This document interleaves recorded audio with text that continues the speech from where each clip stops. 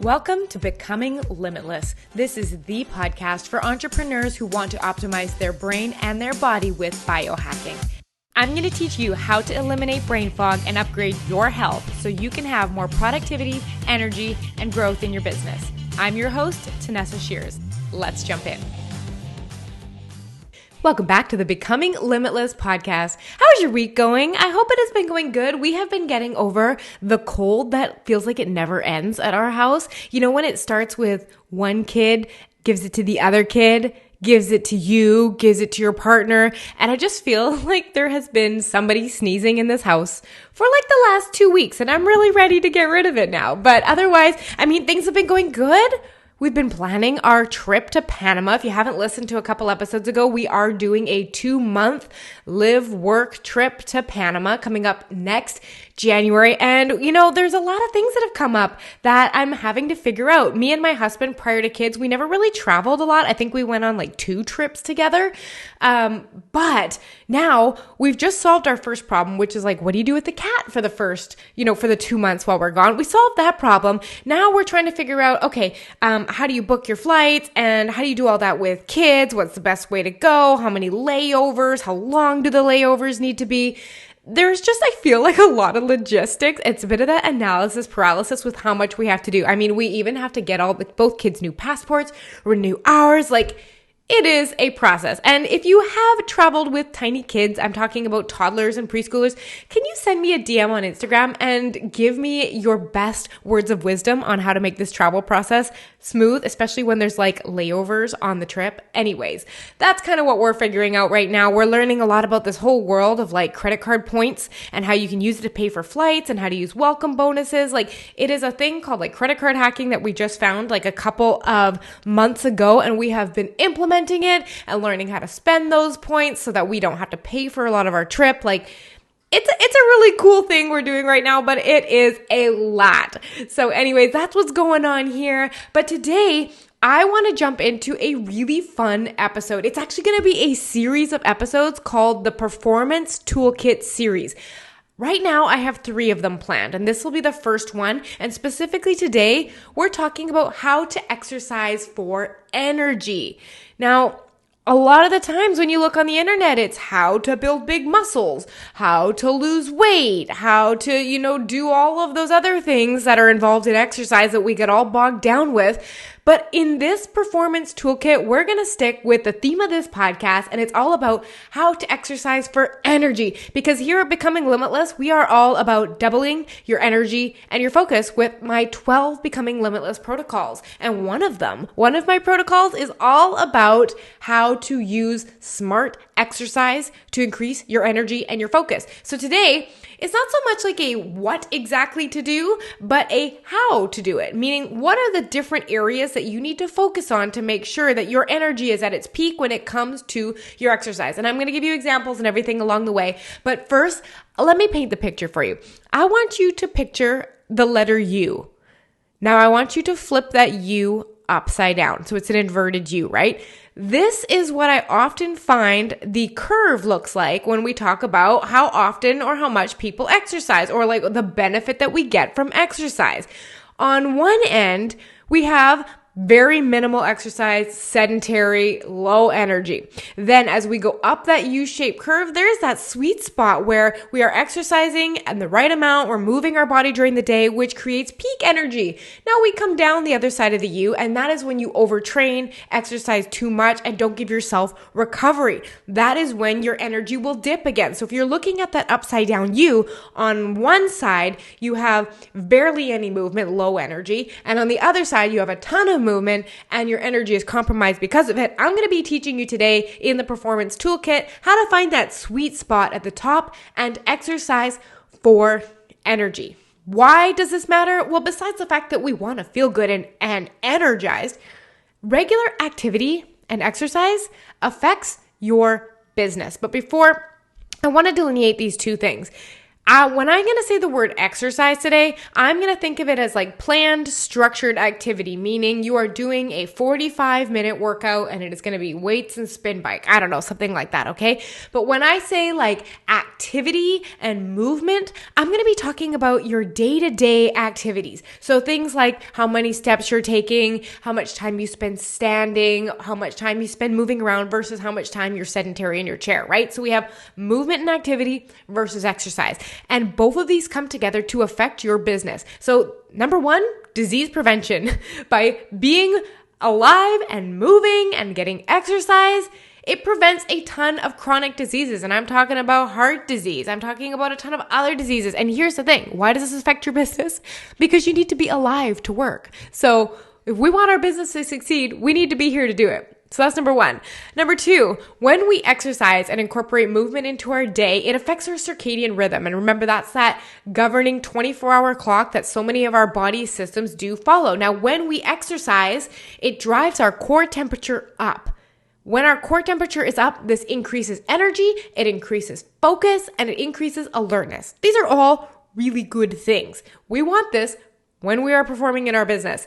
When you exercise, you also produce something called BDNF, brain-derived neurotrophic factor. And particularly, it's increased when you get aerobic exercise. So think of things like going for walks, runs, bikes, you're doing circuit training, that kind of stuff. And brain-derived neurotrophic factor, or BDNF, is involved in increased learning, memory, formation of new brain cells, making new connections, mood regulation, maintaining the health of your brain, and brain cell growth. So if we want to be smart, if we want to learn, and if we want to expand our capacity to have flexible thinking, we want BDNF, all right? And that comes from exercise. Also, who doesn't feel better after a workout? It combats stress. It makes us feel less anxious. We get those good endorphins, right? It's such a good way to start off our day or even to wrap up our day if we've had a bit of a stressful work day. And most important, in my opinion, is regular exercise helps to improve sleep, as long as you don't do it too close to bed. If you're exercising within that 2 to 3 hours before bed, you do run the risk of actually compromising the quality and the integrity of the first couple of hours of sleep. So just make sure it's not too close to bed, but getting regular exercise affects not only the quality of your sleep, but your ability to have sound sleep at night. So those are so many good reasons. And we all know, if you've listened to this podcast for very long, the more often you get good sleep, the better we are performing in our business. We have the energy, we have the focus to get more done in our days and also to feel better than we have in years, right? Okay, so I hope I've sold you on this idea of incorporating movement and exercise into your daily life as a tool to boost your energy and your focus. So let's go over the 6 ways that you can start thinking about movement as part of your energy and focus toolkit for high performance. All right, number 1, how active you stay during the day. So when I talk about this, we're referring to how often you move around throughout the day. Now, what this is contrasting to is how much time you spend inactive. So this includes sitting at your desk, sitting on the couch, sitting and eating, even if you're just standing around and standing still, or how much time you spend sleeping or like lying on the couch. Those are considered being inactive. Now, if we want to boost our energy, we want to be staying active throughout the day. What do we look for to measure this? We want to look to having 5 to 8 hours or less of inactivity each day outside of sleep. So let's say you were in bed resting, trying to sleep for 8 hours. That leaves 16 hours available for movement. So we want to try to keep 5 to 8 or less of those hours sitting down. Now, when we add up all of the time that we spend at our desk and that the time we spend watching TV or just laying around checking Instagram, those can really add up. And in my experience, I've worked with many business owners that get 12 to 14 hours of inactivity per day just because it hasn't become a habit and they haven't considered how much it affects their energy. And it's really interesting. Exercise is one of those things that we're like, oh, but it takes so much energy to do, but it gives you energy. And it's this positive feedback that the more you move, move. And the more you engage in activity, the more energy you have, right? So we really want to look at slowly starting to minimize the amount of time we spend sitting, lying, or standing around every day. And studies have shown that this actually is more important than that structured 1-hour exercise routine that you do. And moving and staying active is going to have a larger impact on your health. So what can you do to get more active? Well, the number one thing I love to do is to add in walks. I'm a huge fan of especially postprandial walks. That means doing them post food, meaning like after dinner, after lunch, after breakfast, because this really helps to regulate our blood sugar levels and helps our energy stay stable and our focus staying sharp. And this is especially important when you're going back to your desk after having lunch, right? If you can sneak a small 10-minute walk in there, not only will it help your focus, but it'll keep you much more active during the day.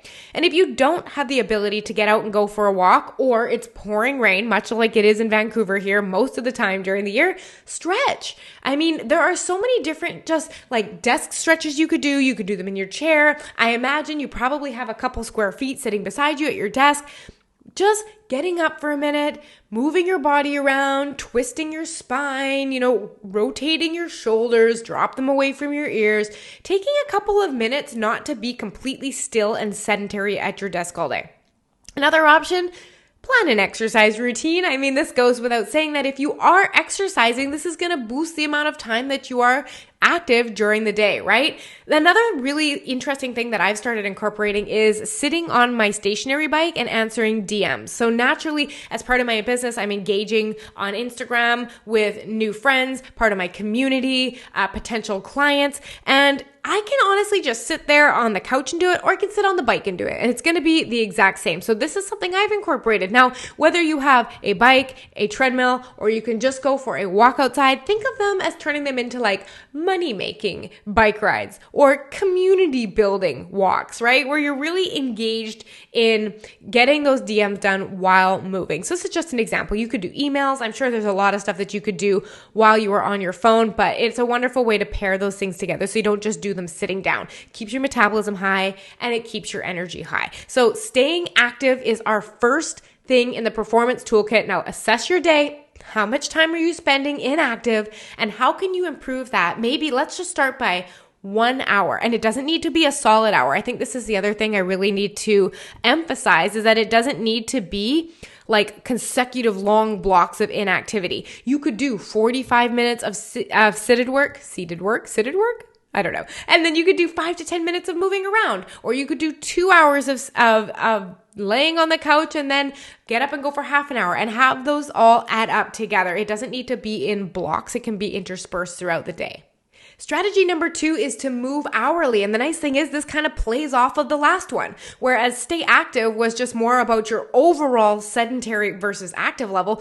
Move hourly ensures that there is no long stretches where you are staying at your desk or laying on the couch. So the point in this is get up from your chair. Whether that's every 50 minutes, every half an hour, every 90 minutes, have it be something that you are regularly aware of. And one of the ways that I know that I'm ready to get up out of my chair is I start almost feeling like this buildup of energy in my chest and my stomach.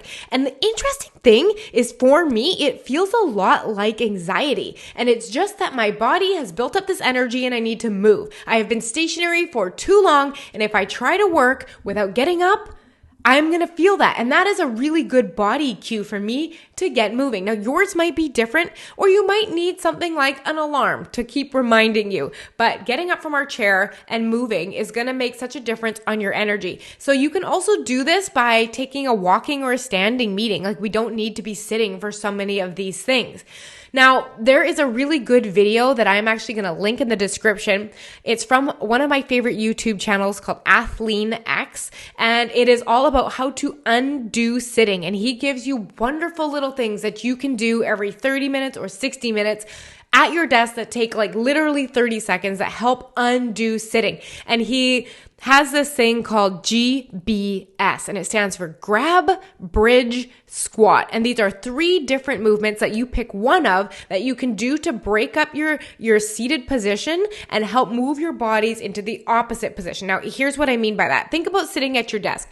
Your back is rounded forward, your shoulders are rounded forward, your neck is probably like cricked up a little bit. Now, what these 3 things do, these grab, bridge, squat that I'm going to tell you about that he talks about in this video, they undo that forward rounded position, help open you up. So the first one is like, let's pretend that you're standing up right now. And if you're driving or doing something where you're not standing up, just picture it. Now, what you're going to do is you're going to reach behind you and grab your butt. Then what you're going to do is you're going to arch your back and lean into your hands that are on your butt. All right. And so you're basically arching your back. You're opening up your chest. It's the opposite of sitting down, right? So this is the grab. Bridge, you would lay down flat on your back and then you would pull your feet into your bum so your feet are flat down and you would lift your hips off the ground into a bridge. This is going to also help activate the back of the body, and he shows actually a cool modification of it where you can get some spinal twist in there as well. You'll have to see the video. It's way too hard to describe. And then the last one is squat. What he has you do is stand up against a wall, and then he has you slide down the wall into a really deep squat. Now, also, if you're looking to open up the upper body, he has you put your arms in like a goalpost. So if you imagine like a football goalpost up against the wall. This position, if it is hard for you to maintain, likely means you have some muscle tightness that may be a result of sitting too much. So GBS, grab your butt, do the bridge or do the wall squat once every 30 to 60 minutes just to help undo sitting. I'll leave the link in the description if you actually want to watch the demo video of it, but this is something that I've incorporated, especially if I start to feel that antsy feeling. Another great tip for this to help with the hourly moving is I know that Fitbit and Oura Ring, they will send alerts to your phone. The Fitbit even buzzes right on your wrist if you haven't moved in the last hour. So at 10 minutes to the hour, my Fitbit buzzes and says, hey, we want you to get 250 steps in an hour and you haven't gotten there yet and you've got 10 minutes. Get moving. And so I always love that little cue, and it's a great reminder. My Ring sends notifications to my phone that says, hey, you haven't moved, let's get going. And I love little things like this. I imagine Apple Watch and Garmin and the other things I'll have there, but if you can have something that either like sends you an alert, that would be great. If not, a simple timer will do, right? And not only that, by getting up every hour, this really helps with posture. So many clients that I talk to have poor posture just naturally because of how much they sit. Specifically, they deal with things like sore necks, sore backs, and when you are sore and you're in pain, you're even less likely to move. And then that leads to further being sedentary, which leads to worsening of your posture. So these are those kind of things that you really just need to break the habit and put something into place. This isn't one of those podcasts I want you to listen to and be like, oh yeah, that's a nice idea. I should get up and move more. I should stay more active. No, I want you to do it. Put a timer. Get something that reminds you to get out of your chair.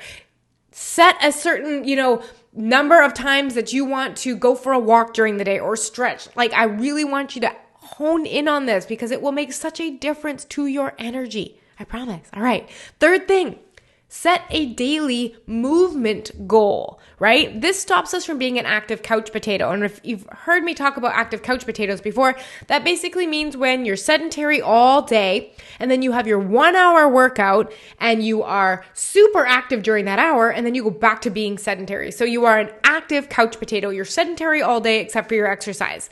Now, I would much rather, for your energy and for your long-term health, have you be active more during the day with shorter workout sessions. This is actually going to be better for your health. Now, you can definitely have longer exercise sessions and be moving throughout the day, but I want you to not think about it as just like a 1 hour exercise is enough to have the health that you need, especially if you don't have an exercise routine in place right now, and you're feeling really intimidated about the idea of where to start, how many workouts to do, all of that kind of stuff. Just start with moving more. So I know that there are a whole bunch of devices and tools on the market that help you set movement goals, right? So Apple Watches, I know from my clients, they've told me that there's this addictive feature on there where there are rings that they want to close. I know my sister has one too. She's always like, I need to close the rings. And it really motivates her to hit those movement goals because they give you a certain number of steps to hit, and a certain number of active calories to hit, certain number of, time spent standing up or whatever it is. Oura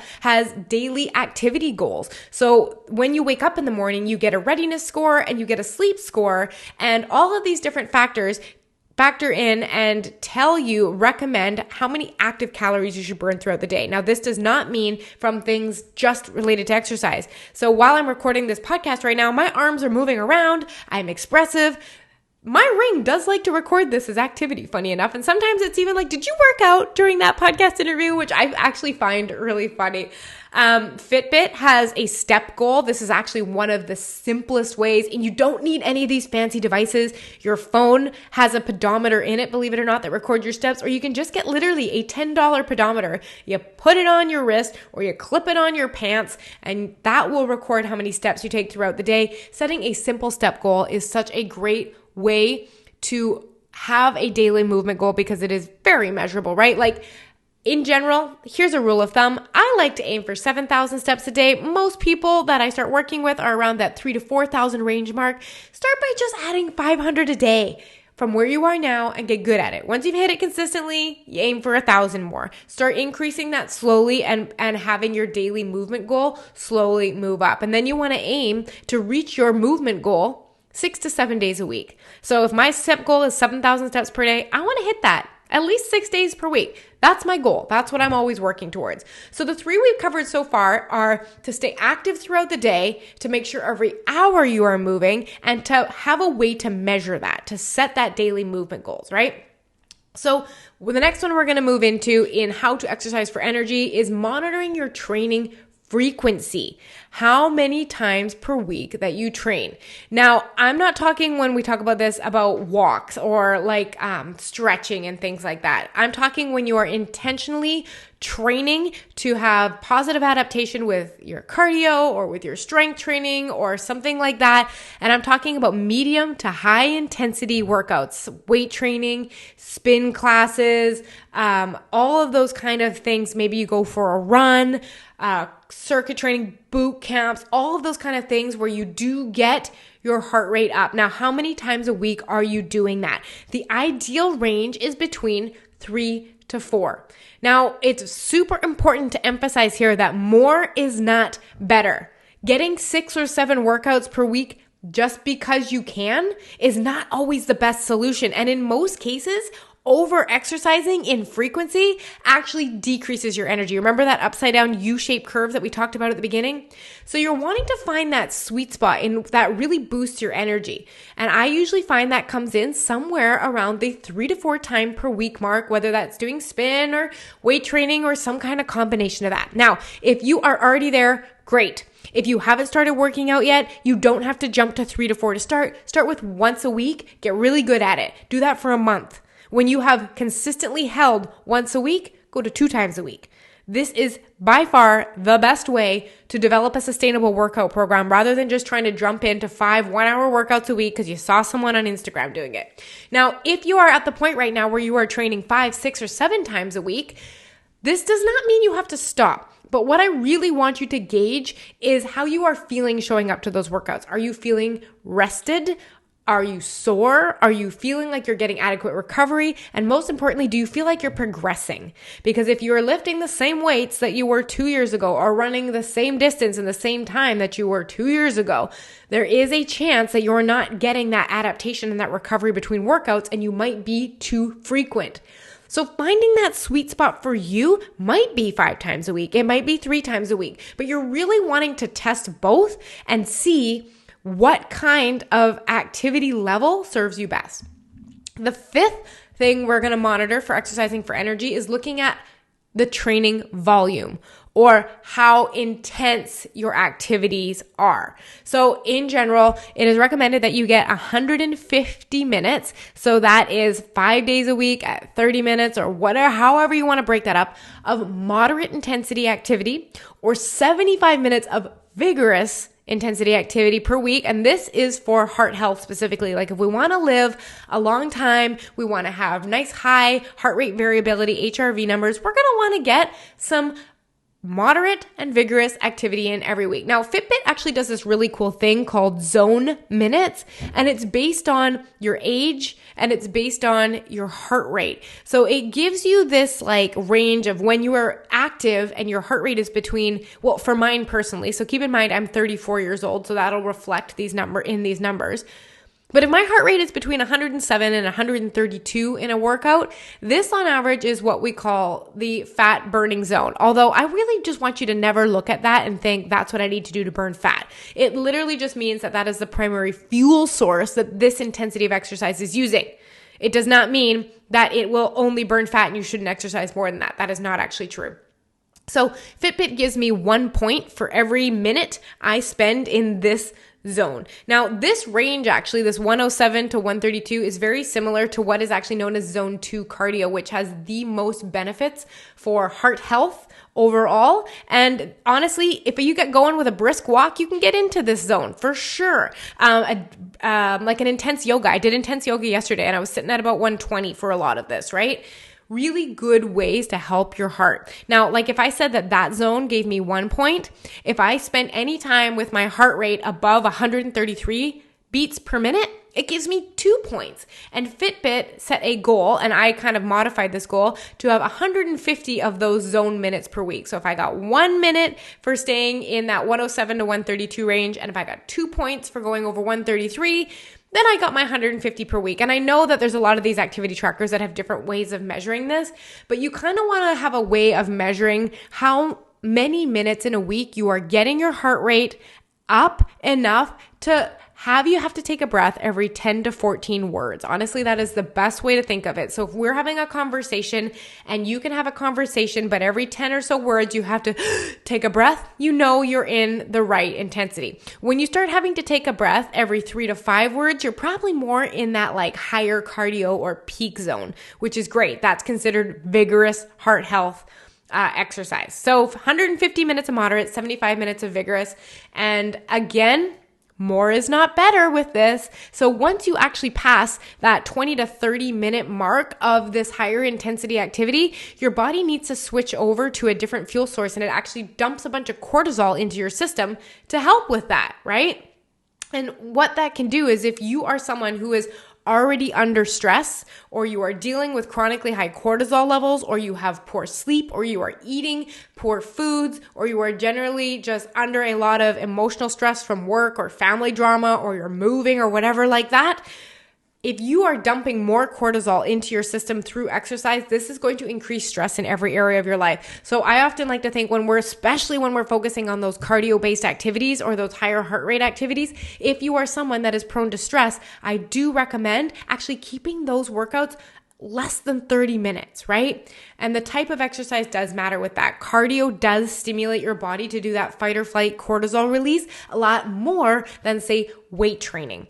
So kind of finding that sweet spot for you. And if you think like you're under stress, I would definitely scale back on the amount of cardio that you might be doing, or at least try building in a little more strength training into your program. The very last thing we need to consider how we're exercising for energy is recovery time.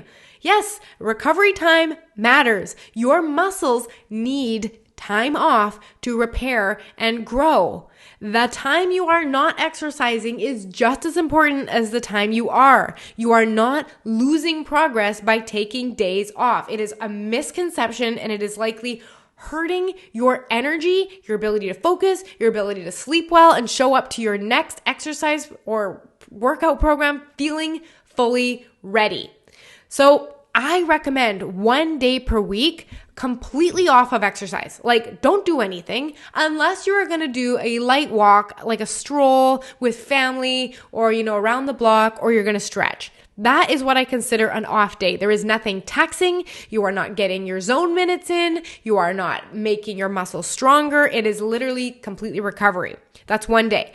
My next recommendation is that one day during your week should be something that is focused on recovery. And what I mean in this is like a yoga day. Sometimes that might mean a yin yoga if you're feeling really sore. So yin yoga is where you hold the poses for 2 to 4 minutes and is a really deep stretch. Or you might do something more flowy. And a mobility session is wonderful to have in here. And I find that this is one of those components that's most often missing from people's programs. Mobility. Mobility is essentially getting your body to move again. Now, this is one of the things that I see over and over again with clients. Is just if I ask them to lift their arms overhead, they cannot get their arms all the way by their ears without sticking their head forward. And that just basically means the mobility of their shoulder is limited. And so what we end up doing is we have these like funky movement patterns, and then we go lift weights and exercise on them, and that is how we get injured. So by adding in these yoga and mobility days once per week, not only are we aiding in recovery, but we are helping our body release and move the way it was supposed to, so that when we go back to our workouts, we are not further injuring ourselves. Now, to complement that, you can do up to 5 days a week of moderate to higher intensity activities. That's all the things we talked about before. You have your strength training, you have your boot camps, kickboxing, spin bike, whatever it is that you want to do on there. And I say up to 5 days because everyone's going to have a different requirement. So if we're looking at your schedule, and let's say right now, I'll use my schedule. Actually, I'm doing 3 to 4 30-minute workouts per week right now. They are intense and they are brief. And then what I will do is I will walk for 2 days per week, and I will have at least 1, maybe even 2 days sometimes completely off. The other thing we want to consider is when we are doing our exercises, we want to make sure that we are spacing our recovery days out to allow for our body to recharge. So I recommend every 3 to 4 days, have a day off.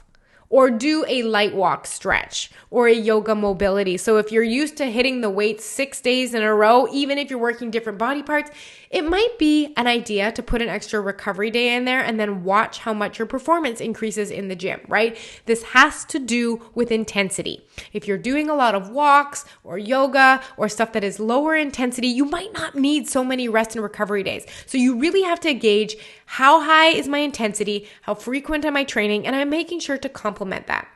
So just to give you a good example is I'm working with a client right now, and he was sleeping pretty good and his energy was pretty good and his workouts were all right.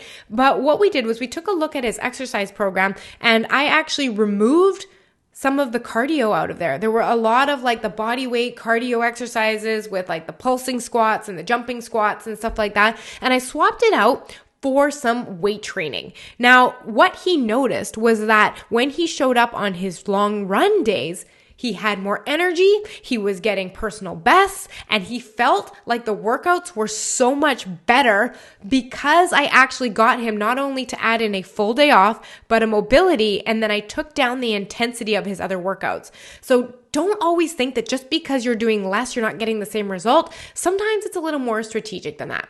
So let's do a quick review. What are the 6 things that we have in our performance toolkit when we are looking to exercise for energy and not just to lose weight or to put on muscle, all right? So we want to stay active throughout the day, meaning not a lot of time spent inactive. Every hour, we want to get up from our chair, move a little bit, stretch. We want to set a daily movement goal so that we know that we aren't being too sedentary, whether that's steps per day or rings to close on your Apple Watch.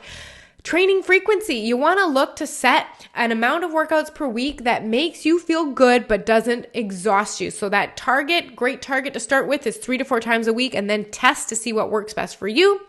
We're looking at training intensity. How many minutes per week are you spending active enough to have the benefits for heart health and energy? And then lastly, are you building in recovery time where you let your muscles fully recover from the previous workouts and that you work to restore your body's natural balance by using mobility? And last thing I'll actually say about the mobility, if you don't know what I'm talking about, or you don't know where to get started, but you want to add mobility in, head on to YouTube and just search for like follow along mobility workouts, and there will be instructors to guide you through. So one of the ones I really like, for example, is like a spinal mobility class. And there is an athlete on YouTube his name is Tom Merrick, Tom, and last name Merrick, Merrick. And he does a lot of follow along mobility, everything from upper body, lower body, hips, and all of that kind of stuff. So you can really just look at where you feel tight and then pick that one. And honestly, adding these in has been really nice because it's so easy to have loss of mobility through the spine and the upper back with sitting at our desks all day. So I hope that has been helpful. In your performance toolkit, you now have different ways to boost your energy that don't just rely on if you're doing squats or bicep curls or bike or running. You have other things to think about because there is so much more that goes into this. Now, what I want you to do, go back through this podcast and pick one of the 6 to focus on for the next week. So let's just say you're going to set up a daily movement goal. I want you to find out what you're doing now, and I want you to make it 10% better. So if you are getting 5,000 steps a day, I want you to aim for 5,500. So add 10%. And I want you to work on that until you've got it consistent and then eventually to where you want to get it to. So these are 6 different things that you can use. It is not meant to overwhelm you and to have to think that I have all of this stuff to do. Think of it like a buffet. I want you to come up, take what you need, implement it, go back. Put it into your lifestyle. When it is done, you come back to the buffet. You pick thing number 2. So I hope this has been super helpful. Come on over to Instagram and DM me and let me know all about what's going on with your exercise and your movement right now. And I'd love to celebrate that with you and help you figure out your next step. All right, have a beautiful week. I'll see you next time. Bye. Hey, if you're hearing me right now, you might be an entrepreneur who feels like this. Every single thing I had was going into my businesses and there was no room left for me. And that means I wasn't eating right. My stress levels were just off the charts. And I was getting these headaches and I just felt like my health was not where it could be, where it should be. Every day I woke up really tired, and actually all day long I was tired and I couldn't understand why, and this was really in the way of my productivity. I gained 20 pounds in 1 year, and that's mostly because of work stress. I've never seemed to have the control over my own health. This podcast will help you with all of that. I'm sharing everything I know and everything I'm learning about how to get healthy, optimize your focus, and eliminate brain fog for faster business growth. But if you want someone to take all of these strategies, create a simple plan, and help you bring it to life with weekly coaching, I'd love to work with you in my Becoming Limitless program. This is the high-touch intensive program that I have created to coach entrepreneurs like you to get back on track with their health, get really good sleep, and start waking up feeling well-rested. The biggest impact was really around overall well-being and sleep. So I started tracking my sleep and it was very data-driven what we did. And I saw measurable progress and improvement week to week, month to month. Now I prioritize sleep. I have my whole family on a better sleep schedule. You'll get my expert eyes on what you eat and help you develop a simple plan that sticks. Well, she helped me really figure out what works for me nutrition-wise. It's not just like some cookie cutter plan. It's let's figure out what works best for your body and just optimize everything so I can show up at my best for my family, for my business, and just feel good. And of course, have you showing up to your business with clear, focused thinking so you can scale your business faster. Both my companies have grown over the last 2 years. I'm waking up more energized and I'm able to be more productive in my business. You're going to learn how to optimize your brain and your body using a combination of wearable technology, accountability, science-based biohacks, and weekly personalized coaching. I'm not only going to share what to do, but I'm going to teach you how to be consistent and develop the self-discipline that keeps this going for the rest of your life. Coaching is where the magic really happens, because without coaching, you'll end up right where you started, because those blocks and those underlying patterns that got you here are still there. You have to really rewire the way you think, and that's what Tanessa helps you do. And it's good to have somebody who's got your back, who will hold you accountable and who will help you work through this process together. I help you become a human being instead of just a human doing. You get to have your health and a successful business too. It doesn't have to be a choice. So she really taught me a lot about how to balance being an entrepreneur and a business owner and also not sacrifice my health. Yep, you can use the gold mine of information in these free episodes of the Becoming Limitless podcast to help you take control of your health, and you will feel more vibrant. But if you want, you can outsource your health to me and put your brain power back on growing your business. If you're ready to commit to upgrading your health and start feeling more energized within the next couple of months, click the link in the show notes and book in a consultation call with me. My life today is not even recognizable with the life I had a year ago. And that's because of everything that Tanessa has put into the program. So if you're on the fence, get off the fence. Your future self will thank you for it. Highly suggest working with Tanessa. I would highly suggest doing a consultation call with her, doing her program, seeing what she's about, and seeing if she's a good fit for you, because she is definitely committed to her clients and she definitely knows what she's talking about. So go work with Tanessa. She's really amazing and she's going to help you get your energy back. Hit the link in the show notes and book in to talk with me about your health, and I'll see you on our first call.